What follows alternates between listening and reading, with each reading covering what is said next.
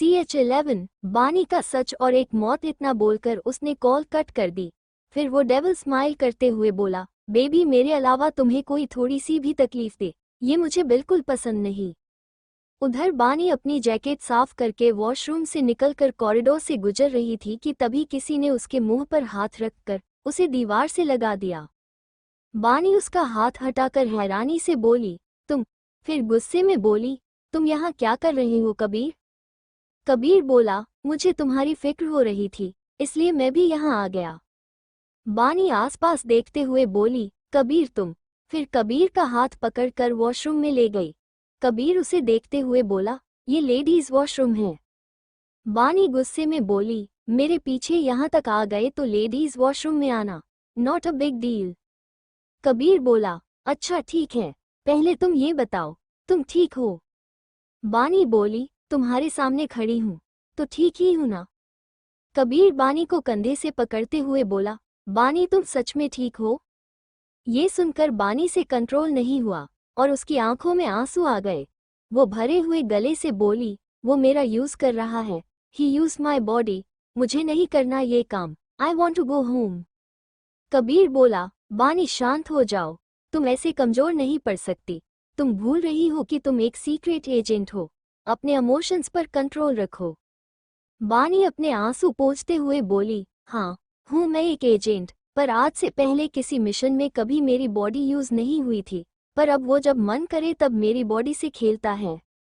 कबीर उसे समझाते हुए बोला, बानी तुम्हें पता है ना है कि रेयान ओबरॉय के कितने इल्लीगल बिजनेस हैं, और वो लंदन भी अपने मकसद की वजह से आया है। 2 दिन बाद उसकी बहुत बड़ी डील है जो एक क्रूज पार्टी के आड़ में होगी।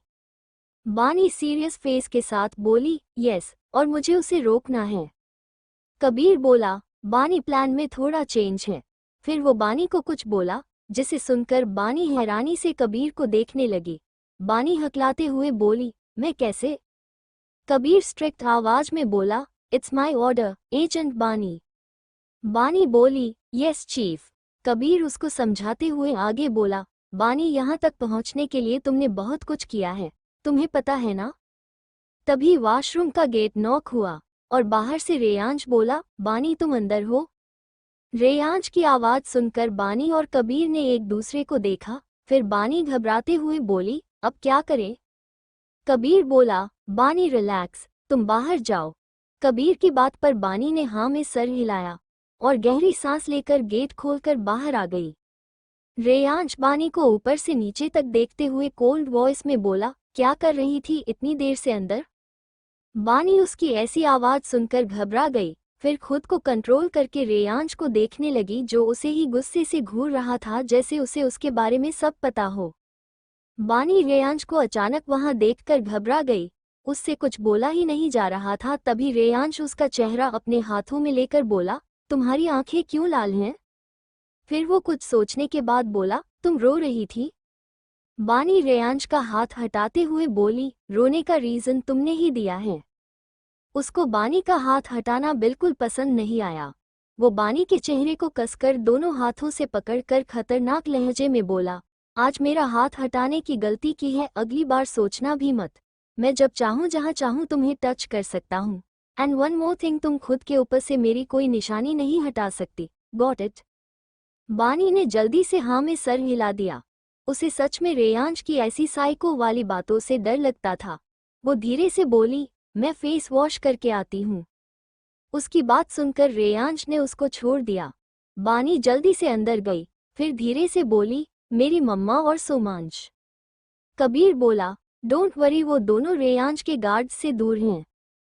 कबीर की बात सुनकर बानी ने राहत की सांस ली और जल्दी से फेस वॉश करके बाहर आ गई। रेयांश अपनी पॉकेट से रुमाल निकालकर उसका चेहरा साफ करते हुए बोला, चले?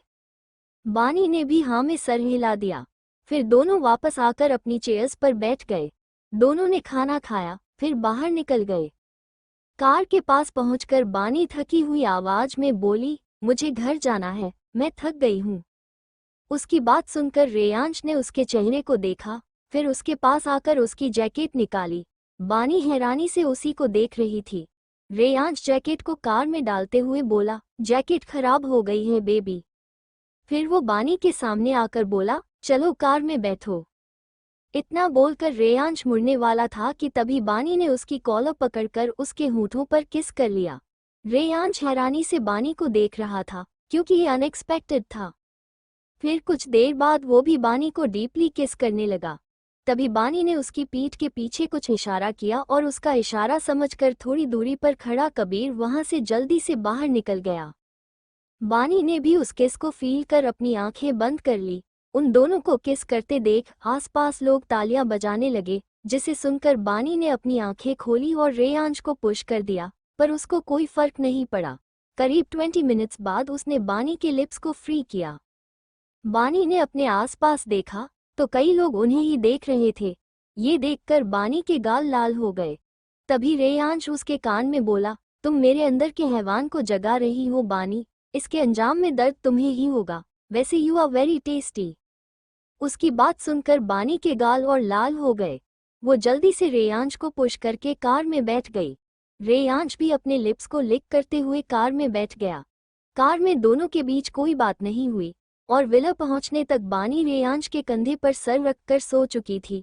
रेयांश ने उसको गोद में उठाकर रूम में ले जाकर सुला दिया और उसके फोरहेड पर किस करके बाहर चला गया। शाम के वक्त बानी की आंख खुली, तब वो रूम में अकेली थी। बानी बेड से उठकर रूम से बाहर आई, फिर सीढ़ियों पर पहुंचकर उसने सामने का नजारा देखा तो उसकी हालत खराब हो गई थी। हॉल के बीच में एक आदमी बहुत बुरी हालत में जमीन पर पड़ा था और उसके आसपास बॉडीगार्ड खड़े थे। सारे सर्वेंट्स एक तरफ सर झुकाकर खड़े थे, वहीं रेयांश अपने हाथ में हंटर लिए उस आदमी के पास जा रहा था। फिर रेयांश ने हंटर से उस आदमी पर वार किया, जिससे उसकी चीख निकल गई और उसके साथ ही बानी की भी चीख निकल गई।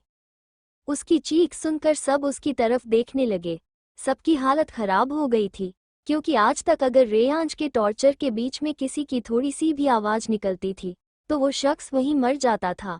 रेयांश बानी को सीढ़ियों पर देखकर भारी आवाज में बोला, मेरे पास आओ बानी। पर बानी ने ना में सर हिला दिया। रेयांश चिल्लाते हुए बोला, मैंने कहा मेरे पास आओ।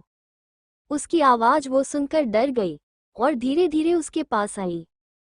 फिर रेयांश ने उसको पलटकर पीछे से अपनी बाहों में भर लिया। बानी डर से कांप रही थी, क्योंकि उसने रेयांश का ये रूप पहली बार देखा था। रेयांश भारी आवाज में बोला, बेबी तुम्हें डरने की जरूरत नहीं है, इट्स टू नॉर्मल। बानी हकलाते हुए बोली, तुम ये। रेयांश बीच में ही टोकते हुए बोला, शुश बेबी, तुम डर रही हो तो मैं इसे टॉर्चर नहीं करूंगा, डायरेक्ट मार दूंगा। बानी की आंखें उसकी बात सुनकर बड़ी हो गई। फिर रेयांश ने गन हाथ में ली और बानी को बाहों में भरे हुए ही उस आदमी के प्राइवेट पार्ट पर शूट कर दी। वो आदमी बुरी तरह चीख रहा था। बानी से ये सब देखा नहीं जा रहा था। उसने अपनी आंखें कसकर बंद कर ली। फिर रेयांश ने उसके कान पर किस किया। बानी कुछ बोलने वाली थी कि तभी रेयांश ने उस आदमी को हेड पर गोली चला दी, जिसके बाद पूरे हॉल में शांति छा गई। फिर वो बानी को छोड़कर पागलों की तरह हंसने लगा। बानी घबराई हुई नजरों से उसको देख रही थी। ये देखकर बानी गुस्से में बोली, क्यों मारा तुमने उसे? रेयांश बानी के करीब जाकर उसकी आंखों में देखते हुए बोला, धोखा दिया इसने मुझे, चंद पैसे के लिए इसने मुझे धोखा दिया और मैं सब बर्दाश्त कर सकता हूं, पर धोखा बिल्कुल नहीं। फिर बानी के गाल पर उंगली फेरते हुए आगे बोला, तुम मुझे धोखा तो नहीं दोगी ना बेबी? रेयांश की बात सुन बानी ना में सर हिलाते हुए ऊपर कमरे में भाग गई। रेयांश अपने आदमी को इशारा करते हुए बोला, कचरे को फेंक दो। इतना बोलकर उसने ऊपर रूम की तरफ देखा, फिर अजीब तरह से मुस्कुराते हुए बोला, वेरी बैड। बानी रूम का गेट बंद करके वहीं नीचे बैठ गई। वो रोते हुए बोली, अगर रेयांश को मेरे बारे में पता चल गया तो क्या होगा? कहीं वो मम्मा और सोमांश को टारगेट ना करे। आखिर क्या सच था जो बानी रेयांश से छुपाना चाहती थी, और क्या होगा जब वो सच उसके सामने आएगा? CH12 date. फिर बानी ने खुद को शांत किया और वहां से उठकर बेड पर बैठते हुए बोली, कबीर ने जो करने के लिए कहा है वो बहुत रिस्की है, मैं कैसे करूंगी?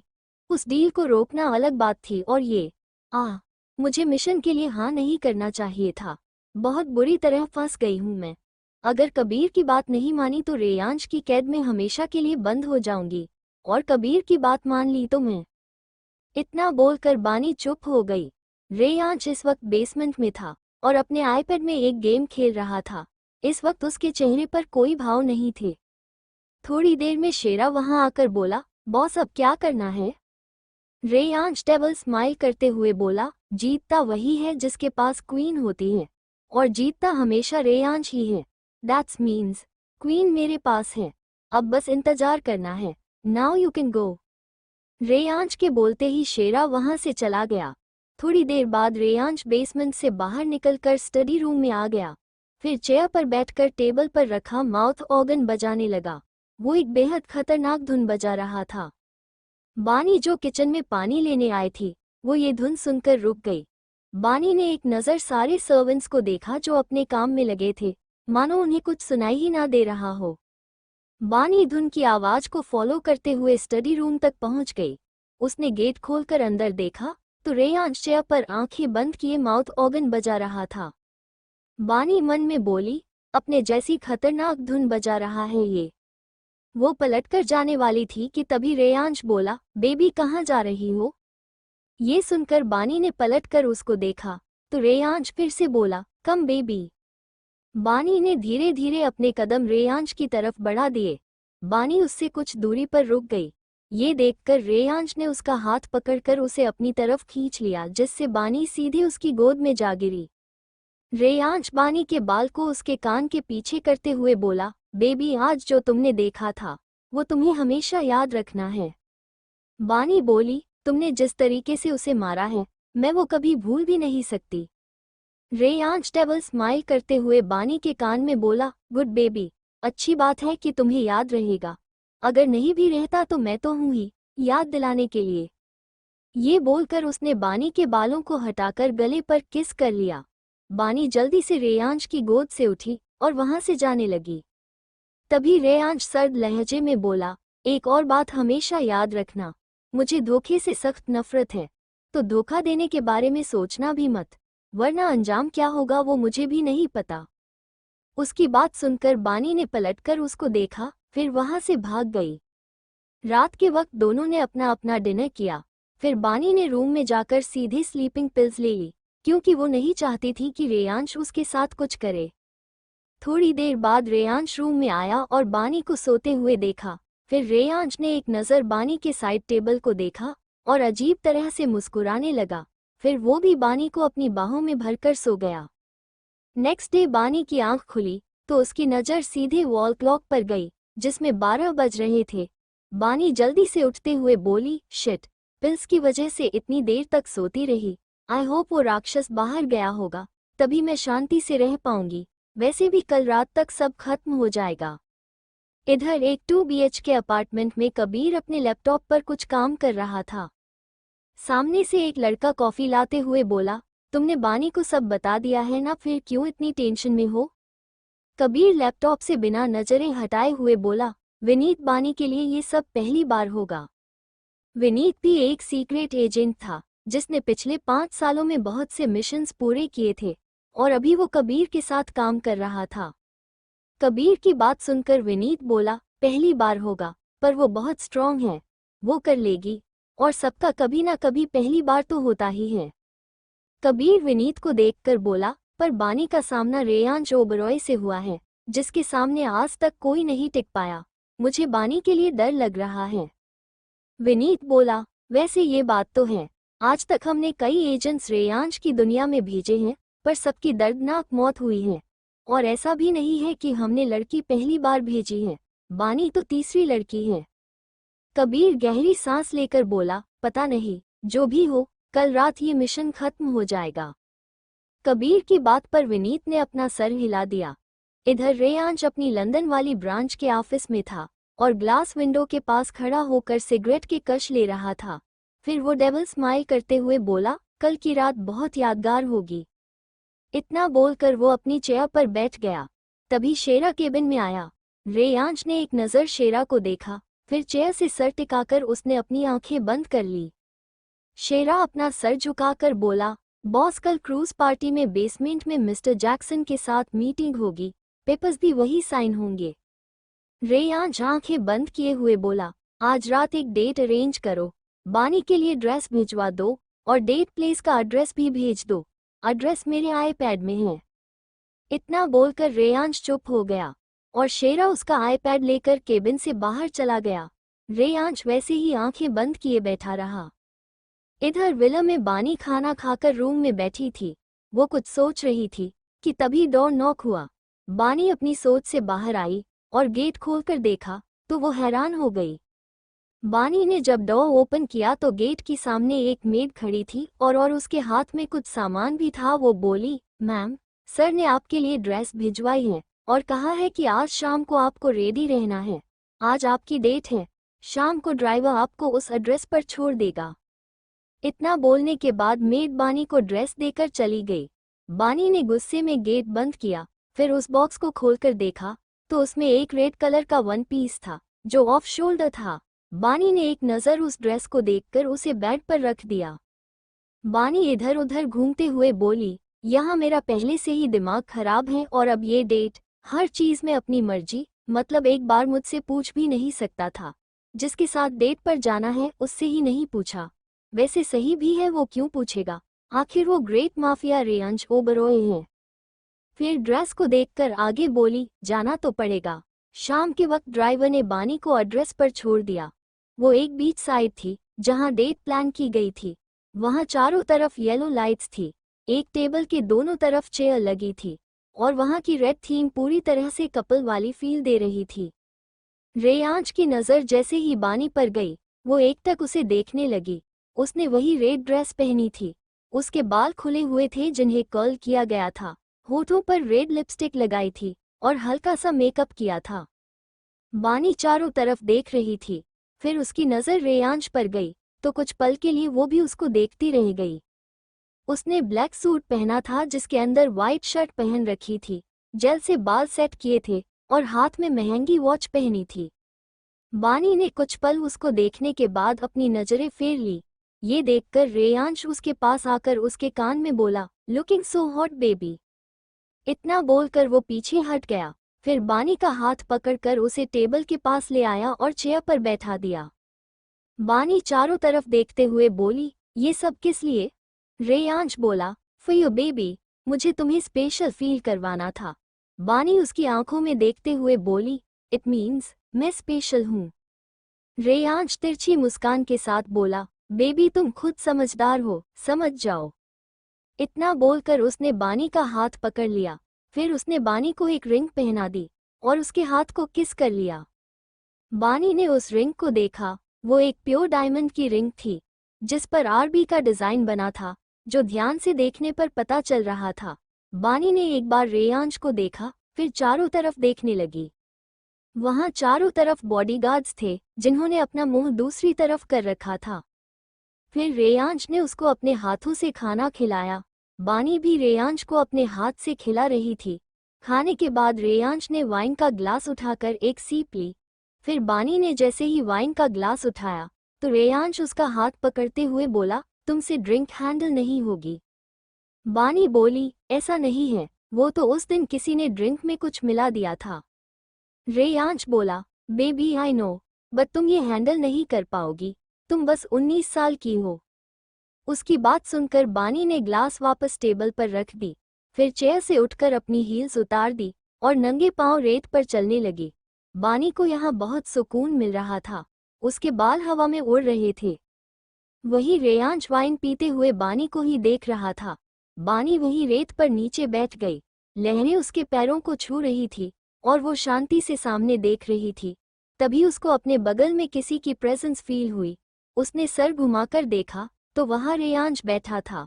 उसने अपना ब्लेजर उतार दिया था और शर्ट की स्लीव्स फोल्ड कर रहा था।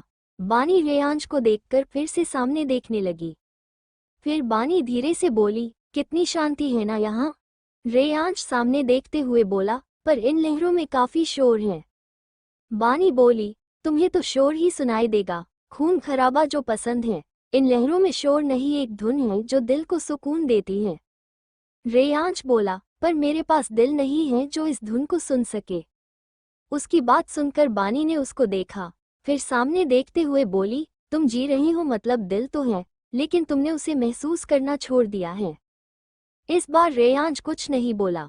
फिर बानी मन में बोली, कल मैं क्या करने वाली हूँ, और आज ये सब, ऐसे मैं अपने काम को अंजाम नहीं दे पाऊंगी। दोनों शांति से बैठे थे। थोड़ी देर बाद रेयांश को अपने कंधे पर भार महसूस हुआ। उसने देखा कि बानी उसके कंधे पर सर रखकर सो गई थी।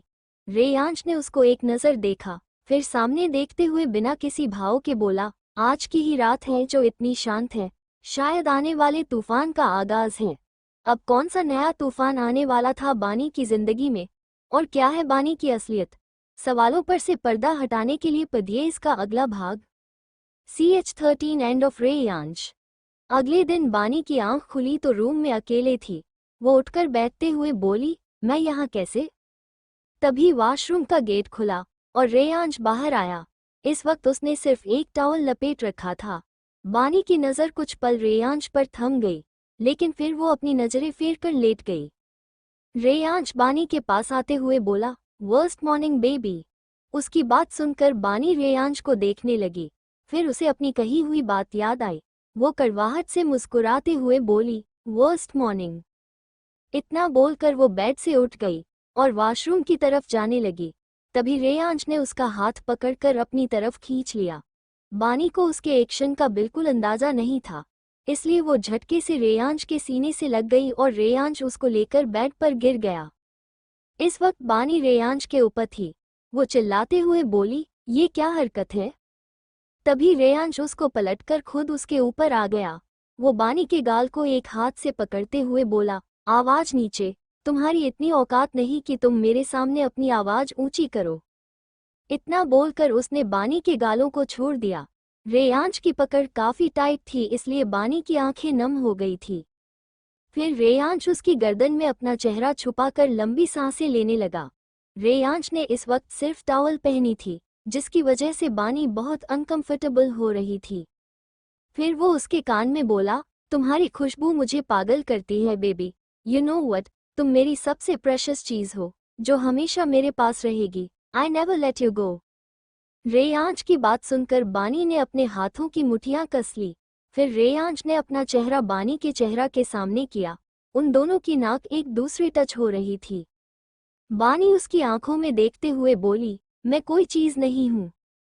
बानी की बात सुन रेयांश के फेस पर डेविल स्माइल आ गई। रेयांश बानी की आंखों में देखते हुए बोला, तुम ही बताओ, क्या हो तुम मेरे बेडरूम में हर रात मेरी बाहों में होती हो। फिर थोड़ा रुककर बोला, वो भी बिना किसी रिश्ते के। ये सुनते ही बानी की आंखें नम हो गई और उसके आंसू देख रेयांश फिर से डेविल स्माइल करने लगा।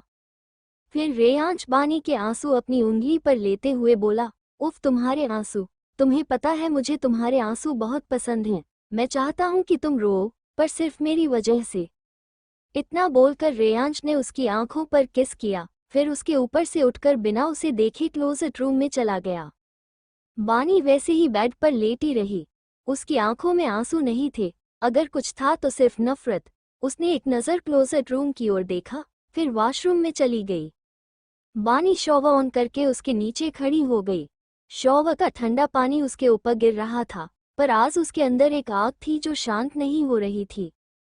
वो खुद से बोली, आज तुम्हें पता चलेगा कि बानी मेहरा क्या है। मैं तुम्हें नहीं छोड़ूंगी रेयांश, बस आज की रात, और फिर तुम्हारा चैप्टर मेरी जिंदगी से हमेशा के लिए क्लोज। करीब 1 घंटे बाद बानी बाहर आई और सीधे क्लोजेट रूम में चली गई। उसने बाथरोब पहन रखा था। उसने अपनी साइड का डोर स्लाइड किया और अपने कपड़ों के बीच से एक छोटा सा ब्लूटूथ निकाला। ये ब्लूटूथ हमेशा कबीर से कनेक्ट रहता था और इसे ट्रेस करना बहुत मुश्किल था। बानी ब्लूटूथ अपने कान में लगाकर बोली, बानी रिपोर्टिंग। कबीर बोला, बानी एवरीथिंग ऑल राइट। बानी बोली, यस कबीर, मुझे तुम्हें ये बताना था कि मैं वो करने को तैयार हूँ जो तुमने कहा था। कबीर मुस्कुराते हुए बोला, मुझे पता था तुम कर लोगी, बस उसके सामने हारना मत। बानी बिना भाव के बोली, बिल्कुल नहीं। पहले मैं मजबूरी में करती थी, पर अब मैं अपनी मर्जी से करूंगी। और बानी मेहरा जो काम अपनी मर्जी से करती है, उसमें कभी हार नहीं मानती। ये सुनकर कबीर बोला, गुड, मैं और विनीत आज रात को क्रूज पार्टी में पहुंच जाएंगे। तुम अपना काम करना और हम अपना कम करेंगे। एंड वन मोर थिंग, ये ब्लूटूथ तुम अपने पास रखना और कनेक्टेड रहना। बानी बोली, ओके। इतना बोलकर उसने ब्लूटूथ निकाल दिया और अपने कपड़े पहन लिए, फिर नीचे जाकर खाना खाया और खाकर वापस रूम में चली गई। वो किसी से कोई बात नहीं करती थी, इसलिए सब उसे घमंडी समझते थे, पर बानी को कोई फर्क नहीं पड़ता था। उसे बस जल्दी से अपना काम पूरा करके यहाँ से निकलना था। शाम को 2 लड़कियां बानी की ड्रेस लेकर रूम में आईं। रेयांश ने उसे क्रूज पार्टी के बारे में पहले ही बता दिया था। बानी ड्रेस पहन कर आई और ड्रेसिंग टेबल के सामने चेयर पर बैठ गई। कुछ ही देर में उन दोनों लड़कियों ने बानी को रेडी कर दिया और बाहर चली गई। बानी ने खुद को ऊपर से नीचे तक देखा। उसने ब्लैक कलर का स्ट्रैप वाला गाउन पहना था जो बैकलेस था और फ्रंट से भी डीप नेक था। उसके बाल राइट कंधे पर खुले हुए थे और लेफ्ट साइड के बालों को डायमंड क्लिप से सेट किया था। होठों पर रेड मैट लिपस्टिक लगाई थी। स्मोकी आई मेकअप किया था जो उसके ग्रे आईज पर बहुत अच्छा लग रहा था। कानों में लॉन्ग इयररिंग्स डाली थी। हाथ में ब्रेसलेट और रिंग फिंगर में रेयांश की पहनाई हुई रिंग पहनी थी। बानी इस वक्त बेहद खूबसूरत लग रही थी। वो खुद को मिरर में देख मुस्कुराने लगी। वो अपने ख्यालों में खोई हुई थी। तभी किसी ने रूम का डोर नॉक किया। किसी के डोर नॉक करने पर बानी अपने ख्यालों से बाहर आई। फिर जाकर उसने दरवाज़ा खोला तो सामने खड़ी मेड उससे बोली, मैम, सर ने आपको नीचे बुलाया है। ये सुनकर बानी ने एक गहरी सांस ली और नीचे चली गई। रेयांश की नज़र जैसे ही बानी पर गई, वो तो उसे देखता ही रह गया। वो धीरे से बोला, ये खूबसूरती सिर्फ मेरी है। तभी बानी उसके सामने आकर बोली, चले। रेयांश बानी का हाथ पकड़कर बोला, ऑफ कोर्स बेबी। रेयांश और बानी सीधे क्रूज पार्टी में आ गए। यहाँ हर तरह के लोग थे, लेकिन ज्यादातर लोग या तो बिजनेसमैन थे या फिर माफिया। इस पार्टी की थीम प्योर ब्लैक थी। ये देखकर बानी मन में बोली, ऐसा लग रहा है जैसे नर्क में आ गई हूँ। रेयांश ने बानी को एक साइड में ले जाकर छोड़ दिया और उसके कान में बोला, बेबी यही रहना, आई विल बी बैक। इतना बोलकर रेयांश चला गया। उसके जाते ही बानी ने अपना ब्लूटूथ कनेक्ट किया जो उसने दाहिने कान में लगाया था। बानी बोली, कहाँ हो तुम? दूसरी तरफ से किसी ने कुछ कहा जिसे सुनकर बानी हैरान रह गई और अपनी नज़र चारों तरफ दौड़ने लगी। तभी उसकी नज़र एक आदमी पर गई जिसे देखते ही उसकी हैरानी और बढ़ गई। बानी के पूछने पर कि वो कहाँ है, कबीर उसे बोला, जहाँ भी हूँ मैं तुम्हें देख सकता हूँ। कबीर की बात सुनकर बानी अपनी नज़रें चारों तरफ घुमाने लगी। ये देखकर कबीर बोला, बानी हम अपना गेटअप चेंज करके आए हैं, तुम ऐसे नहीं पहचान पाओगी। ये सुनकर बानी बोली, पर मुझे बताओ, तुम और विनीत हो कहाँ? I want to know. Kabir बोला, ओके, तो अपने सामने बार काउंटर पर देखो, वहाँ जो बारटेंडर है जिसकी बैद है वो विनीत है। बानी ने उस तरफ देखा तो विनीत ने अपनी एक आंख ब्लिंक कर दी। ये देखकर बानी बोली, हम समझ गई, और तुम? कबीर बोला, तुम्हारे लेफ्ट साइड में थोड़ी दूरी पर जो वेटर है जिसने ब्लैक पगड़ी पहन रखी है और पूरा पंजाबी लुक है, वो मैं हूँ। बानी ने उस तरफ देखा तो कबीर ने भी एक आंख ब्लिंक की। बानी बोली, समझ गई, पर मुझे वो कहाँ मिलेगा? कबीर बोला, जस्ट वेट, उसे तुम तक विनीत पहुँचाएगा। कबीर की बात पर बानी बोली, रेयांश कहाँ गया? कबीर बोला, इस वक्त वो बेसमेंट में है, अपनी डीलिंग के लिए। बानी तुम अपने पीछे वाली टेबल पर जाओ। कबीर के कहे मुताबिक बानी टेबल के पास गई तो कबीर बोला, वहाँ साइड में एक फ्लावर वाज है, उसी में है वो। बानी उस फ्लावर वाज के पास गई। वो अभी एक कॉर्नर में थी, इसलिए उसे किसी ने भी नोटिस नहीं किया। उसने उस फ्लावर वाज से वो चीज़ निकाल ली जो उसे चाहिए थी। फिर बानी गहरी सांस लेकर बोली, मिल गई। कबीर बोला, गुड, मैं अपना काम करता हूँ। इधर बेसमेंट में मिस्टर जैक्सन रेयांश से बोला, so we can sign the deal. Reyansh बोला, ऑफ कोर्स वी कैन। तभी एक वेटर वाइन की ट्रे लेकर आया और उसके हाथ से वाइन रेयांश के ऊपर गिर गई। वेटर हड़बड़ाते हुए बोला, sorry sir, it's a mistake. Mister Jackson गुस्से में बोले, what the hell, are you blind? Mister Jackson उस वेटर पर चिल्ला रहे थे। वही रेयांश के चेहरे पर एक अजीब सी स्माइल थी। वो सर्द लहजे में बोला, आई विल बी बैक। इतना बोलकर रेयांश स्टेयर्स से ऊपर चला गया। फिर वो अपना ब्लेजर साफ करके क्रूज की रेलिंग पर हाथ रखकर चांद को देखने लगा। तभी वो अचानक से बोला, आ गई तुम बेबी। इतना बोलकर उसने पीछे पलटकर देखा तो बानी अपने हाथ में गन लिए खड़ी थी, जिसका निशाना रेयांश था। उसने बानी के हाथ में गुंड देखी तो हैरानी से उसकी आंखें बड़ी हो गई। तभी बानी बोली, your time is over Reyansh Oberoi. ये सुनकर रेयांश बिना किसी भाव के बोला, तुम्हें लगता है कि इस गन की गोलियां रेयांश ओबरॉय को खत्म कर पाएंगी? बानी बोली, घमंड अपनी जगह है, पर आखिर हो तो तुम इंसान ही, जब गोली लगेगी तो पता चल ही जाएगा। रेयांश गहरी सांस लेकर बोला, धोखा दिया तुमने मुझे बानी, धोखा। बताया था ना मैंने, मुझे धोखे से सख्त नफरत है। बानी गुस्से में बोली, मैं बस अपनी ड्यूटी कर रही हूँ और तुम गलत हो। कितने गलत काम किए हैं तुमने, और आज तुम यहाँ भी गलत करने वाले थे। रेयांश बोला, तुम तो मुझे रोकने वाली थी, तो प्लान चेंज, अब सीधे मुझे मारने वाली हो। ये सुनकर बानी हैरानी से बोली, तुम्हें कैसे पता? रेयांश डेविल स्माइल करते हुए बोला, मुझे सब पता है बानी। फिर वो पागलों की तरह हंसने लगा। बानी उसकी हरकत देख रही थी। क्रूज में लाउड म्यूजिक था, इसलिए किसी को कुछ सुनाई नहीं दे रहा था। रेयांश हंसते हुए बोला, हमारी पहली मुलाकात बेशक इत्तेफाक थी, पर उसके बाद हमारी मुलाकातें, तुम्हारा हर कदम मेरे प्लान के अंदर था। मैं देखना चाहता था कि मेरी छोटी सी बेबी क्या करेगी, और आज देख लिया। वैसे मुझे ये नहीं पता था कि तुम मुझे मारने वाली हो। बानी बोली, फिर तुमने मुझे पहले क्यों नहीं पकड़ा? रेयांश डेविल स्माइल करते हुए बोला, इस हाइड एंड सीक का मजा ही कुछ और होता है बेबी। फिर वो सीरियस फेस के साथ बोला, मैंने तुम्हें वार्न किया था ना कि मुझे धोखा मत देना। बानी खुद को संभालते हुए बोली, मैंने अपनी ड्यूटी की है और मैं आज तुम्हें मारने से पीछे नहीं हटूंगी, और अब मैं भी तुमसे आज़ाद हो जाऊंगी। ये सुनकर रेयांश बिना किसी भाव के बोला, तुमने मुझे धोखा दिया क्योंकि मैंने ऐसा करने दिया। याद रखना बानी, अगर मैं जिंदा बचा तो तुम्हें मुझसे कोई नहीं बचा पाएगा, और एक बात, फिर तुम मुझसे कभी आज़ाद नहीं हो पाओगी। मेरी छाप तुम पर बहुत गहरी है। बानी चिल्लाते हुए बोली, बस बहुत हो गया। इतना बोलकर बानी ने रेयांश को शूट कर दिया। गोली सीधे रेयांश के दिल वाली जगह पर लगी। फिर वो उसके पास जाकर बोली, यू ओवर। ये सुनकर रेयांश उसको अपनी तरफ खींचकर उसके कान में कुछ बोला, जिसे सुनकर बानी हैरानी से उसको देखने लगी। इससे पहले वो रेयांश को पकड़ पाती, रेयांश पीछे बढ़ते हुए रेलिंग से टकराकर पानी में गिर गया। बानी चिल्लाते हुए बोली, नहीं। तभी पीछे से कबीर और विनीत आ गए। कबीर बानी का हाथ पकड़कर बोला, लेट्स गो बानी, रेयांश के आदमियों को पता लगने से पहले हमें यहाँ से निकलना है। इतना बोलकर कबीर उसे खींचते हुए ले जाने लगा। बानी पीछे मुड़कर देखते हुए बोली, मैं हार गई।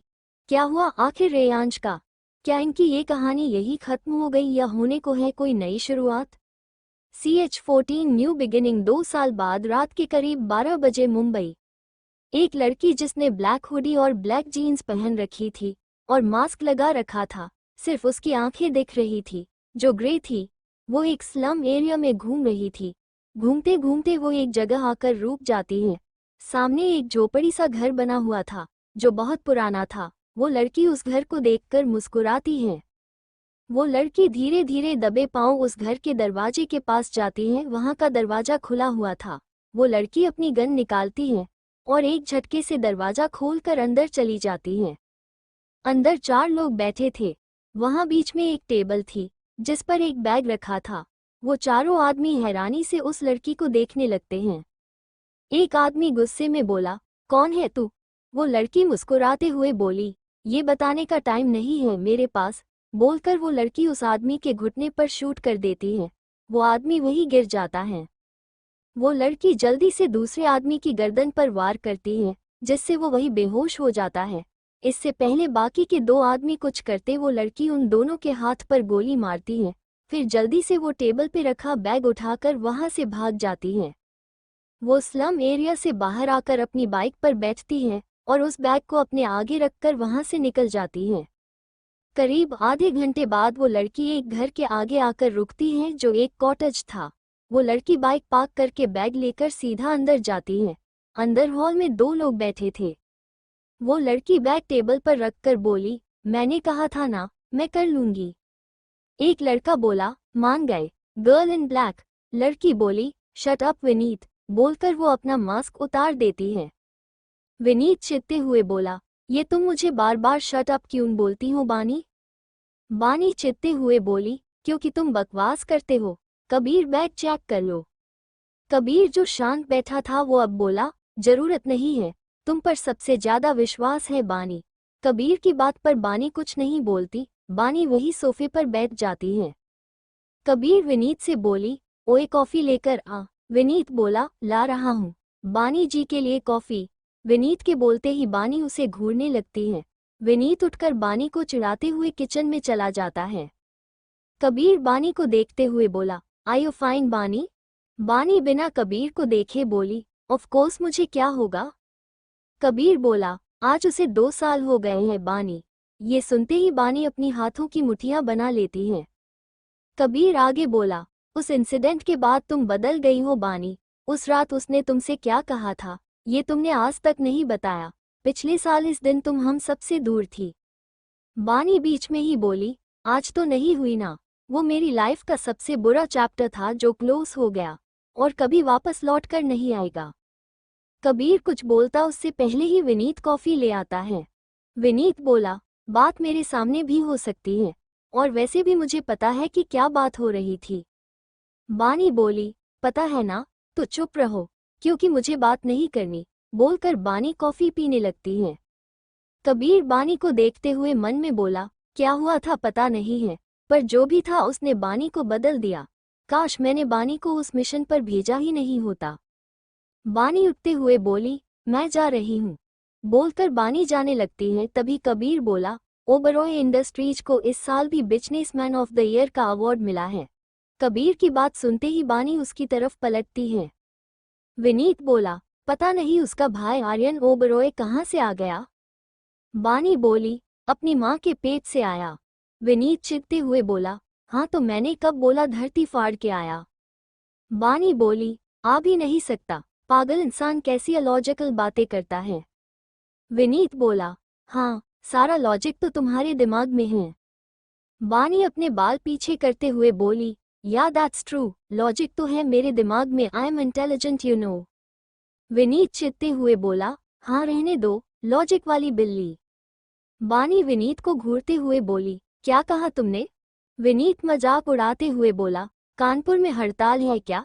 बानी कोई जवाब देती उससे पहले कबीर तेज आवाज में बोला, बस करो तुम दोनों, ये क्या कुत्ते बिल्ली बन जाते हो दोनों। बानी जल्दी से बोली, राइट, मैं बिल्ली तो तुम कुत्ता उर्फ डॉग। कबीर बानी को घूरते हुए बोला, हो गया। बानी कबीर को देखते हुए बोली, हाँ। कबीर बोला, पिछले 2 सालों से। बानी बीच में ही बोली, मुझे इस बारे में कोई बात नहीं करनी, मैं जा रही हूँ। बोलकर बानी बिना किसी के बात सुने वहां से निकल जाती है। विनीत सीरियस होकर बोला, ये कभी ओबरॉय से रिलेटेड कोई बात क्यों नहीं सुनती? कबीर गहरी सांस लेकर बोला, पता नहीं। बानी जल्दी से अपने घर पहुंचती है और दबे कदमों से अपने रूम में पहुंचकर अपने कपड़े चेंज करके सो जाती है। एक अंधेरी जगह पर रेयांश बानी को देखते हुए बोला, तुम खुद पर से मेरी छाप कभी नहीं मिटा पाओगी। तुम्हारे जिस्म के साथ तुम्हारे दिमाग और दिल पर भी मैंने अपनी छाप छोड़ी है।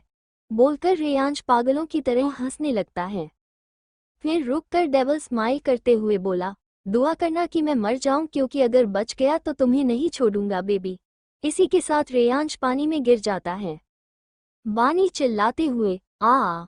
बानी बेड पर बैठी गहरी सांसें ले रही थी, वो कांप रही थी।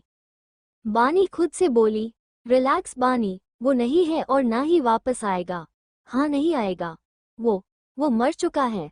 रेयांश ओबरॉय मर चुका है। रिलैक्स। थोड़ी देर में बानी खुद को कंट्रोल करके बेड से उठती है और अपने रूम से निकलकर साइड वाले रूम में जाती है। ये रूम छोटा सा था।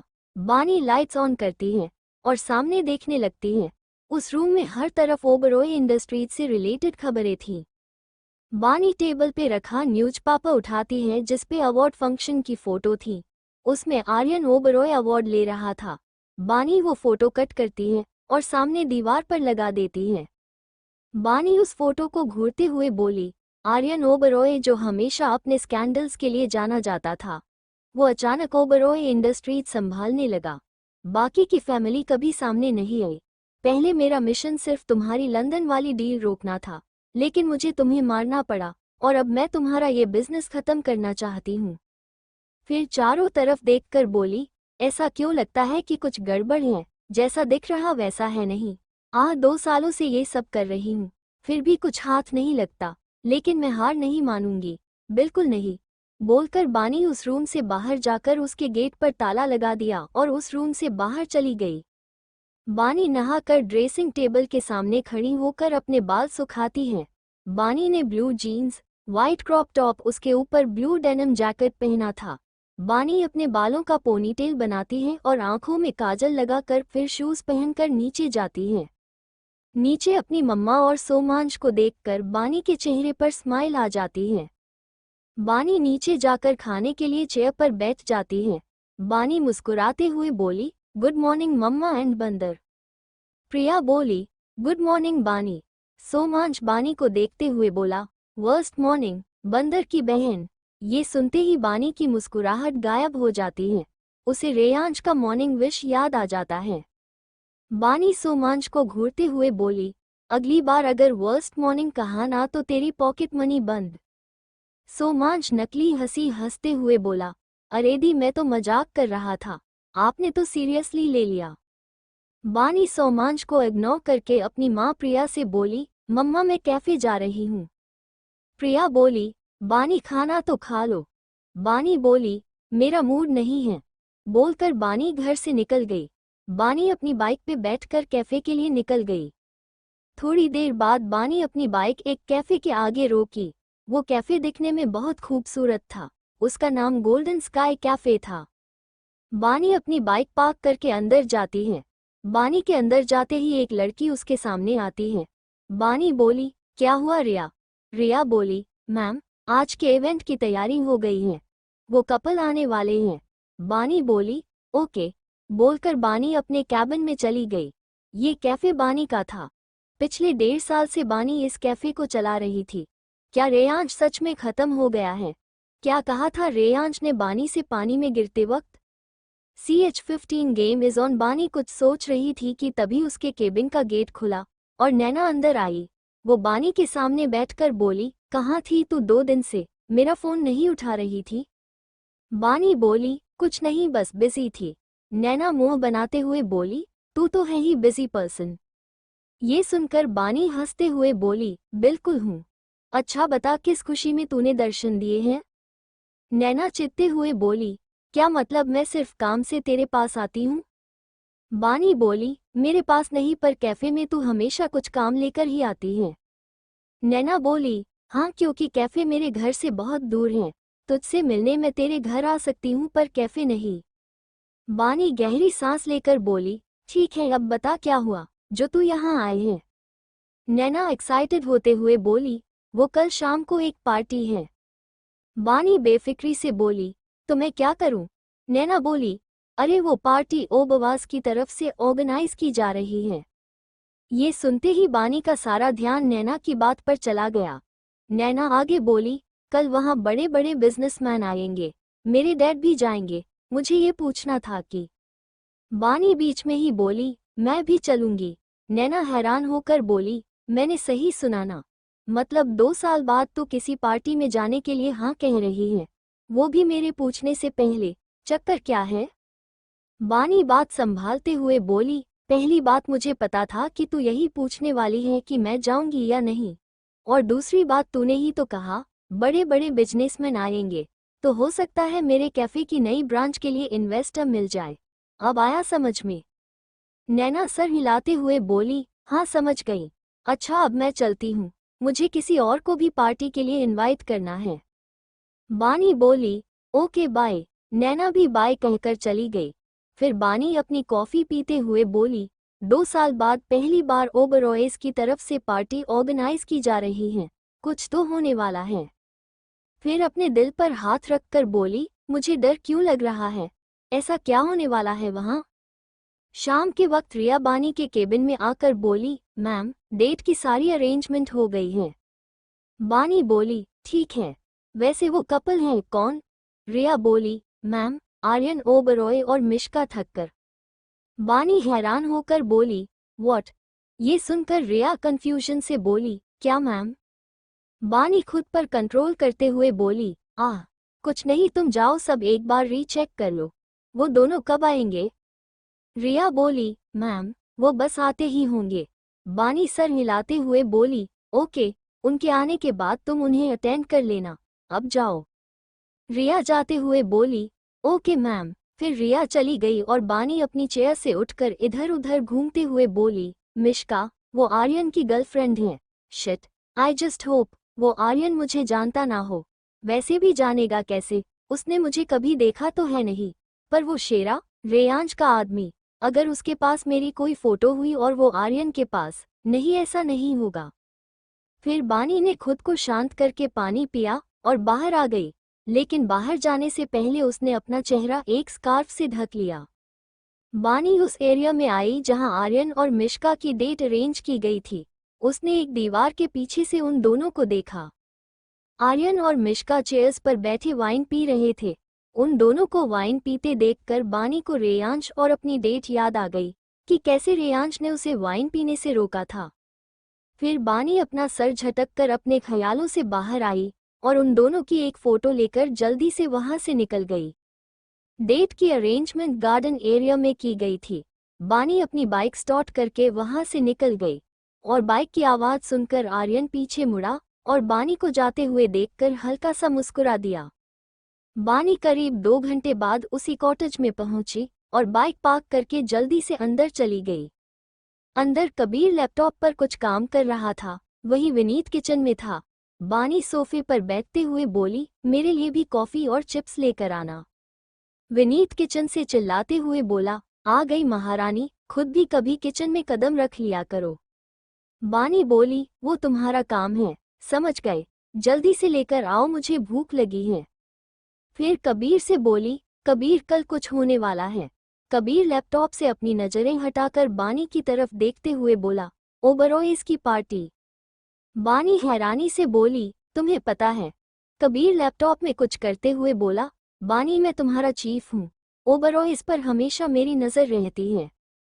बानी परेशान होते हुए बोली, पर उस पार्टी में सिर्फ आर्यन ओबरॉय होगा। कबीर बोला, हाँ, पर कुछ और भी होगा। तभी विनीत ट्रे लाते हुए बोला, लेकिन वो और कुछ हमें नहीं पता। इतना बोलकर विनीत ट्रे टेबल पर रखते हुए सोफे पर बैठ गया। फिर कबीर बोला, मैं कल की पार्टी के वेन्यू की सीसीटीवी कैमरा हैक करने की कोशिश कर रहा हूँ, बट आई थिंक वो पहले से अलर्ट हैं। उन्होंने अपना सिक्योरिटी सिस्टम बहुत टाइट कर रखा है। बानी चिप्स खाते हुए बोली, वैसे हैक करने की जरूरत नहीं है। कबीर लैपटॉप साइड में रखकर बोला, क्यों? बानी ने एक एक करके कबीर और विनीत को देखा, फिर बोली, क्योंकि मैं कल उस पार्टी में जा रही हूँ। कबीर और विनीत हैरानी से एक साथ बोले, क्या? बानी बोली, हाँ, नैना के डैड भी इस पार्टी में इनवाइटेड हैं, तो नैना ने मुझे भी आने के लिए बोला है। विनीत झट से बोला, नैना वही ना, तुम्हारी खूबसूरत दोस्त। विनीत की बात सुनकर कबीर और बानी उसे अजीब नजरों से देखने लगे, तो विनीत नकली हंसी हंसते हुए बोला, मतलब वो ब्यूटीफुल हैं।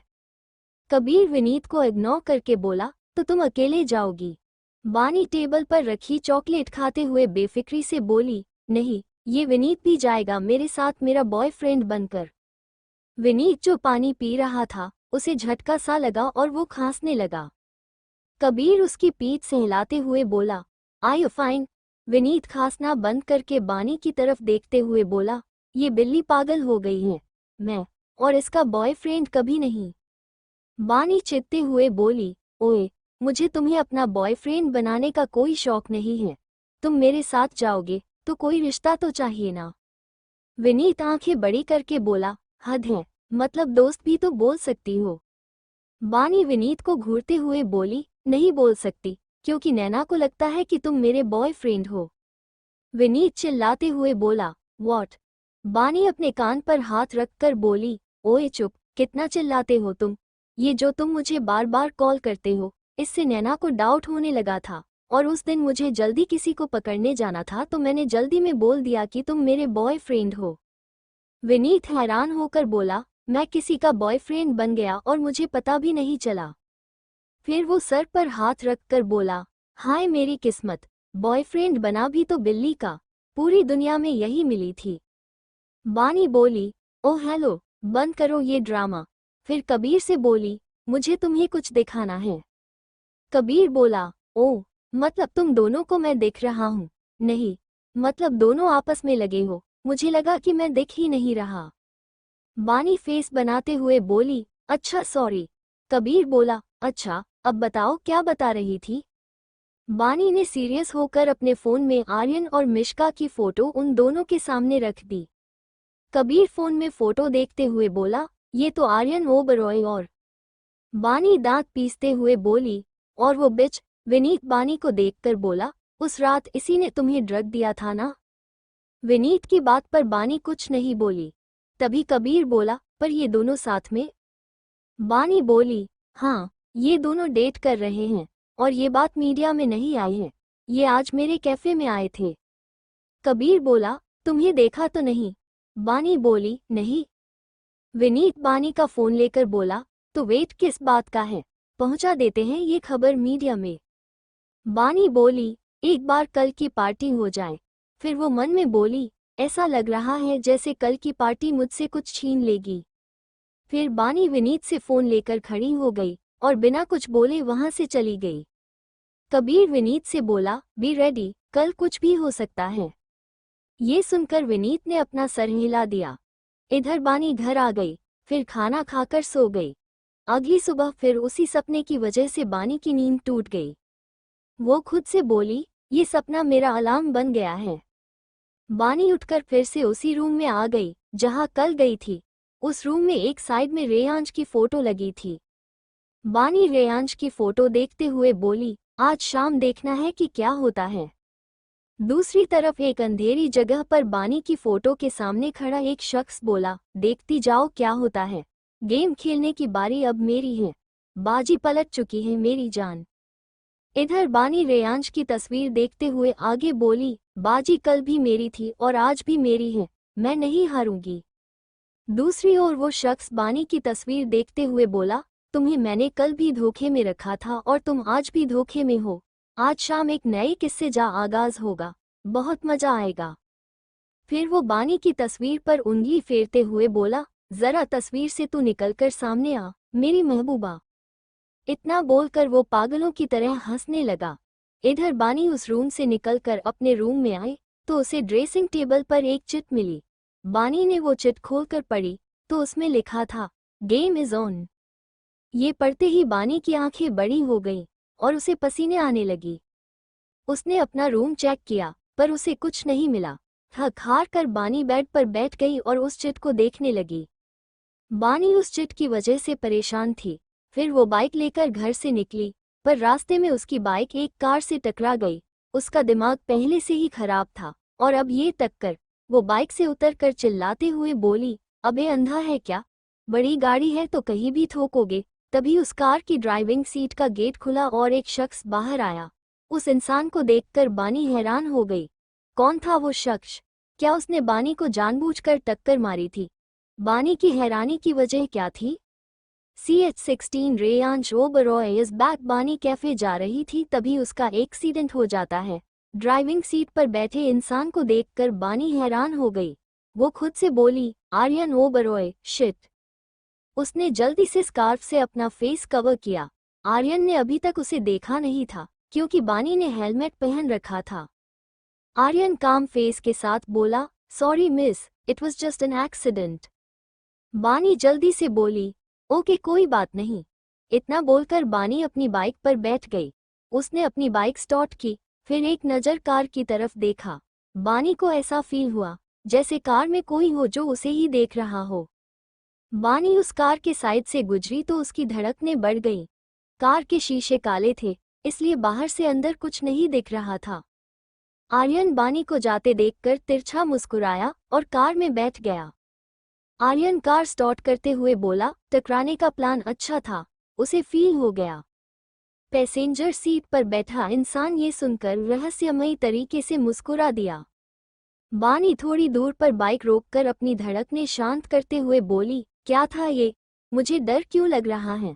2 सालों बाद ऐसा डर, कही वो, नो दैट्स नॉट पॉसिबल। फिर बानी अपना सर झटक कर कैफे की ओर निकल गई। पूरा दिन बानी कैफे में ही रही और शाम को वो जल्दी से घर आ गई। वो डायरेक्ट अपने रूम में जाकर चेंज करके पार्टी के लिए तैयार होने लगी। उसने ग्रे कलर का शोल्डर लेस गाउन पहना था जिस पर फ्लोरल प्रिंट थे और वो गाउन बैकलेस था। बानी ने अपने बालों को खुला छोड़ा था, होठों पर हॉट पिंक लिपस्टिक लगाई थी और कानों में इयररिंग्स डाली थी। फिर उसने ब्रेसलेट पहना, तभी उसकी नज़र अपनी रिंग फिंगर पर गई। बानी ने आज भी रेयांश की पहनाई हुई रिंग पहनी थी। वो कभी उस रिंग को निकाल ही नहीं पाई। वो ये सब सोच ही रही तभी उसे कुछ महसूस हुआ और वो हैरान हो गई। बानी अपनी रिंग को देखते हुए खुद से बोली, पता नहीं क्यों इस रिंग को नहीं निकाल पाई। भले तुम नहीं हो पर ये रिंग हमेशा मेरे पास रही है। बहुत कोशिश की इस रिंग को निकालने की पर हिम्मत ही नहीं हुई। हार गई मैं। और जो तुमने कहा था उस रात, वो मेरी हार का सबसे बड़ा सबूत। ये बोलते हुए बानी ने अपनी आंखें बंद कर ली थी। फिर वो खुद को शांत करके नीचे चली गई। उसके नीचे आते ही प्रिया ने पूछा, कब तक आओगी बानी? बानी बोली, मम्मा मुझे देर हो जाएगी। आप गेट बंद कर लेना और सो जाना। मेरे पास डुप्लीकेट की है। प्रिया बोली, ठीक है, ध्यान रखना अपना। फिर बानी ने प्रिया को हग किया और बाय बोलकर बाहर चली गई। घर के बाहर विनीत अपनी कार में बानी का इंतजार कर रहा था। उसने आज ब्लू कलर का सूट पहना हुआ था। विनीत बानी को देखकर बोला, हे, आज किसकी जान लेने का इरादा है? ये सुनकर बानी चिढ़ते हुए बोली, तुम्हारी। इतना बोलकर बानी कार में बैठ गई। तभी विनीत बानी को देखते हुए बोला, तुम न सच में बिल्ली हो, हमेशा काटने के लिए तैयार रहती हो। यहाँ बंदा तारीफ कर रहा है तो थैंक यू की जगह कुछ और ही निकल रहा है मुंह से। ये सुन बानी गुस्से से बोली, बस करो यार, नहीं सुनना तारीफ, अब चलो। विनीत बोला, ठीक है यार, लेकिन गुस्सा क्यों कर रही हो? ये बोलते हुए विनीत ने कार स्टार्ट की और दोनों वहां से निकल गए। थोड़ी देर बाद कार वेन्यू के बाहर रुकी और कार के रुकते ही विनीत और बानी कार से उतरे।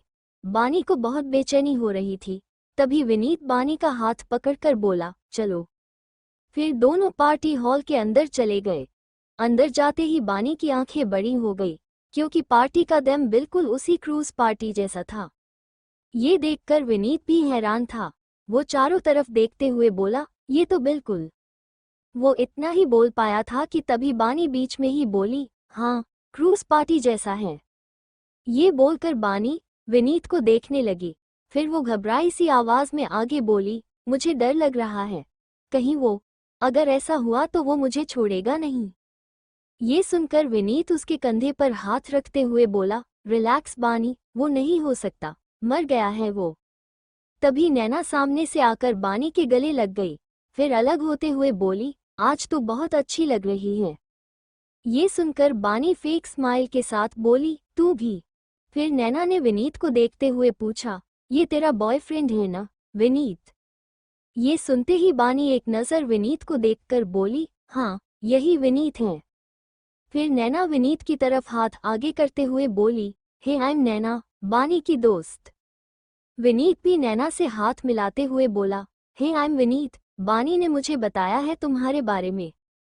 फिर उसने बानी को देखा जो बेचैन नज़रों से चारों तरफ देख रही थी। ये देखकर विनीत को बानी की फिक्र होने लगी। आज वो 2 साल पहले वाली बानी की तरह बिहेव कर रही थी। थोड़ी देर बाद नैना पार्टी एंजॉय करने के लिए बोलकर चली गई। उसके जाते ही विनीत ने बानी का हाथ पकड़कर टेंस्ड वॉइस में उससे पूछा, तुम ठीक हो ना? इससे पहले बानी कुछ बोल पाती, वहां की सारी लाइट्स ऑफ हो गई। फिर एक स्पॉट लाइट ऑन हुई जिसके नीचे आर्यन खड़ा था। बानी और विनीत का ध्यान आर्यन पर गया तो आर्यन एक नज़र बानी को देखकर अजीब तरह से मुस्कुराया। फिर चारों ओर देखते हुए बोला, गुड इवनिंग एवरीवन। जैसा सब जानते हैं, पिछले 2 सालों से ओबरॉय इंडस्ट्रीज के लीगल और इल्लीगल बिजनेस दुनिया की नज़रों में मैं संभाल रहा हूँ। बानी मन में बोली, दुनिया की नज़रों में, क्या मतलब है इसका? आर्यन आगे बोला, राइट, दुनिया की नज़रों में, क्योंकि इन सब को हैंडल वही कर रहा था जो इस गेम का बादशाह है। वो बादशाह जो कुछ वक्त के लिए सबकी नज़रों से दूर था, पर अब बादशाह के वापस आने का वक्त हो गया है। आर्यन के बोलते ही स्पॉटलाइट बंद हो गई और साथ ही बानी की धड़कनें भी बढ़ गई। वो लंबी सांसें ले रही थी और विनीत उसको संभाल रहा था। तभी अचानक से एक स्पॉटलाइट फिर से ऑन हुई। एक इंसान चलते हुए स्पॉटलाइट के नीचे आया। बानी उस इंसान को देखते ही मानो सांस लेना ही भूल गई। वो इंसान हाथ फैलाकर बोला, रेयांश ओबरॉय इज बैक। ये बोलते हुए रेयांश बानी को देखकर डेविल स्माइल कर रहा था। वही ये सब देखकर बानी के कदम लड़खड़ा गए थे, पर विनीत ने उसे संभाल रखा था। बानी के माथे पर पसीना आ गया था। वो एकटक रेयांश को देख रही थी और रेयांश भी बानी को ही देख रहा था। बानी दूर से ही रेयांश की आंखों में आग देख सकती थी। फिर वो रेयांश को देखते हुए विनीत से बोली, ये जिंदा है। विनीत, ये कैसे? मैं विनीत बानी का हाथ पकड़कर सहलाते हुए बोला, बानी रिलैक्स, अभी शांत रहो। इसके बारे में हमें कबीर से बात करनी होगी। विनीत की बात पर बानी कुछ नहीं बोली। तभी रेयांश बानी से नजरें हटाकर सबकी ओर देखते हुए बोला, सो आई एम बैक। कुछ वक्त के लिए गायब था, पर अब बादशाह वापस आ गया। फिर थोड़ा रुककर बानी की तरफ देखते हुए बोला, हमेशा के लिए। कई लोग रेयांश से मिलने उसके पास आए और वो सबसे बातें कर रहा था। इधर विनीत बानी को एक साइड में ले गया। वो कुछ बोलने वाला था कि तभी वहां रेयांश आ गया। बानी उसको देखकर 2 कदम पीछे हो गई और रेयांश बानी के एक्शन को देखकर हल्का सा मुस्कुराया। फिर अपना हाथ आगे करके बोला, शैल वी। पर बानी ने अपना हाथ आगे नहीं किया। ये देखकर रेयांश ने डेविल स्माइल करते हुए बानी का हाथ जबरदस्ती पकड़ लिया और हॉल के बीच में ले गया। उसकी इस हरकत पर सभी का ध्यान उन पर आ गया। पहले से ही लोग रेयांश की वापसी से शॉक थे और अब रेयांश ओबरॉय को किसी लड़की के साथ देखकर लोग सदमे में ही थे। रेयांश ने बानी को कमर से पकड़कर खुद के बेहद करीब कर लिया। उसकी पकड़ इतनी टाइट थी कि बानी की आंखें नम हो गई थीं। रेयांश उसके साथ बहुत रूडली बिहेव कर रहा था, उसकी बॉडी को प्रेस कर रहा था। विनीत सब समझ रहा था, पर इस वक्त वो कुछ कर नहीं सकता था। फिर रेयांश उसको अपनी तरफ खींचकर उसके कान में बोला, तुम पर बस मेरा हक है। तुम किसी को भी अपना बॉयफ्रेंड बनाकर कैसे ला सकती हो बेबी? ये बोलकर उसने बानी के कान को किस कर लिया। फिर रेयांश उसकी पीठ अपने सीने से लगाकर उसकी गर्दन पर किस करने लगा। बानी से ये सब बर्दाश्त नहीं हो रहा था और वो छूटने की कोशिश कर रही थी, पर रेयांश अपनी पकड़ और कस रहा था। उसने बानी को गोल गोल घुमाते हुए उसे अपनी बाहों में भर लिया। फिर झुककर उसकी पीठ पर किस करके उसके कान में बोला, तुम्हारी कोशिश काम नहीं आएगी बेबी, मुझसे बचना इम्पॉसिबल है। फिर बानी के कंधे पर किस करते हुए अपनी तरफ घुमाकर उसका चेहरा देखा। बानी की आंखों में आंसू थे। ये देखकर रेयांश ने उसकी आंखों पर किस किया। फिर बानी को कमर से लिफ्ट करके गोल घुमाया और फिर नीचे उतार दिया। बानी फाइनली खुद को रेयांश से छुड़ाकर वहां से चली गई। रेयांश बानी को जाते देखकर डेविल स्माइल करते हुए बोला, अभी तो शुरू हुआ है बेबी, आगे क्या होगा तुम्हारा? कोई नहीं बचाने वाला तुम्हें इस विलेन से। अब क्या होगा बानी का? क्या रेयांश बानी से लेगा बदला? CH-17 अ फ्लैशबैक। इधर बानी पार्टी से निकलकर बाहर चली गई थी और विनीत भी उसके पीछे पीछे बाहर आ गया था। बानी बाहर खड़ी रो रही थी। ये देखकर विनीत ने जल्दी से उसको हग कर लिया, पर बानी शांत ही नहीं हो रही थी। विनीत ने उसका हाथ पकड़कर उसे कार में बैठाया और खुद भी बैठ गया। फिर वो सीधे कॉटेज के लिए निकल गए।